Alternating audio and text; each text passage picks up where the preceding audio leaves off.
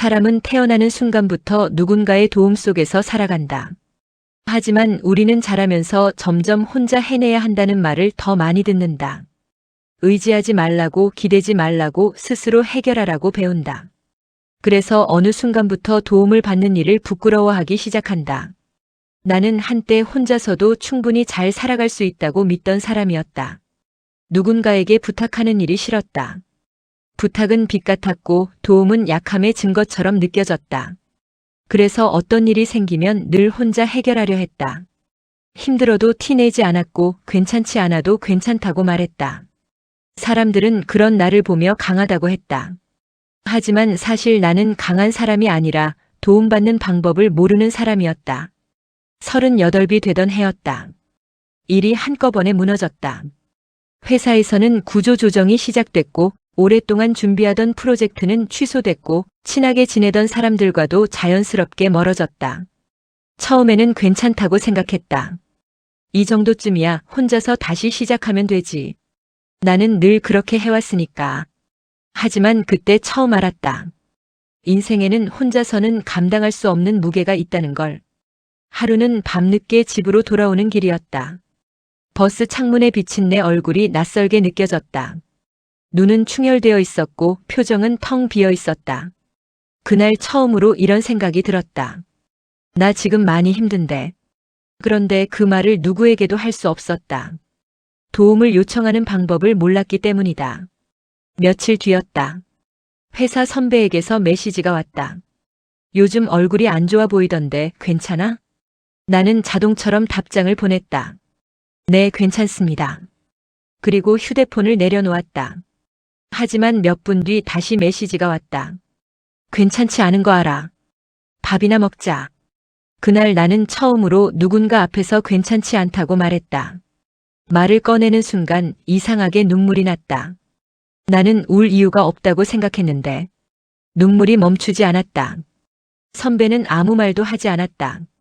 그저 고개를 끄덕이며 내 이야기를 끝까지 들어주었다. 그날 집에 돌아오는 길 처음으로 마음이 가벼웠다.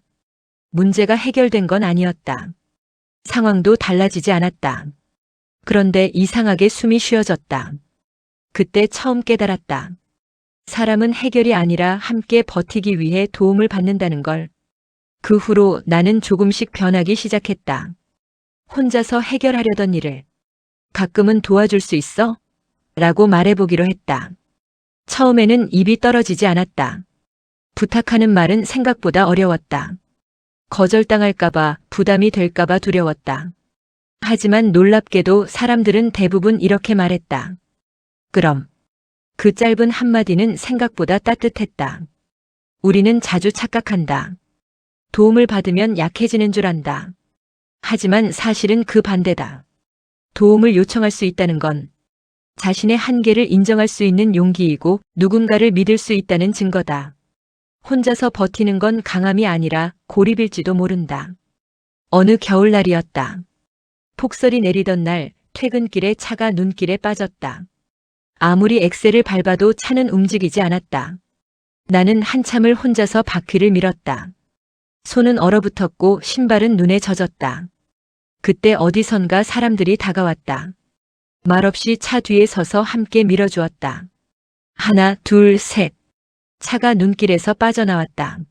나는 고맙다는 말을 몇 번이나 했다. 그들은 웃으며 말했다. 저도 예전에 도움받았거든요.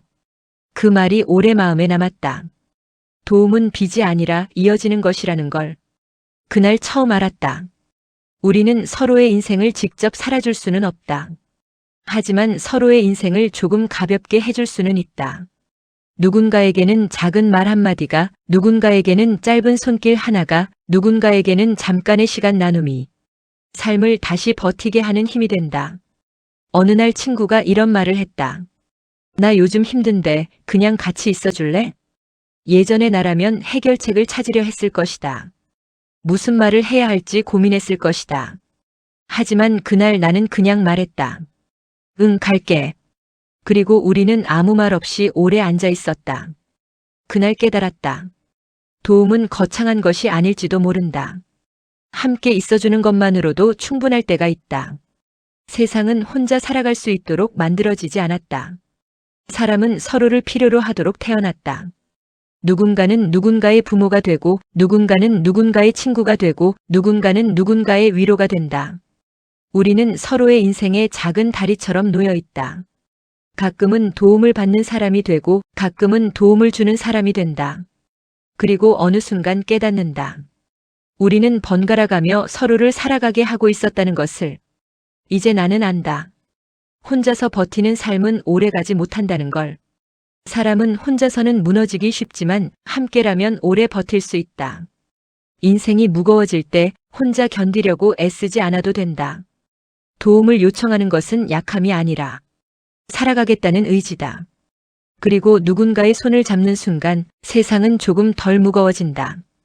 결국 인생은 이렇게 말하는 것 같다. 혼자서 잘 버텼다.